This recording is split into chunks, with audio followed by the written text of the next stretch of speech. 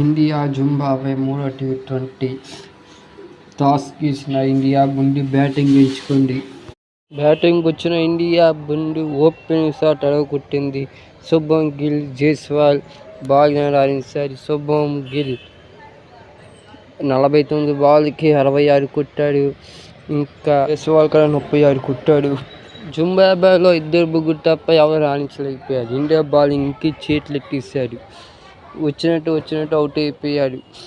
మొత్తం ఇండియా 182 కొడితే జింబాబ్వే 159 కొట్టి 6 వికెట్లు. 4వ టీ20 13వ తారీఖు జరగబోతోంది. ఇంకా 5వ టీ20 14వ తారీఖు జరగబోతోంది. సోనీ పోస్ట్ నెట్వర్క్లో సోనీ టర్న్4లో తెలుగు తమిళ కామెంటరీ. ఇంకా ఇండియా టీ20 క్యాప్టెన్ ఎవరో కామెంట్ చేయండి.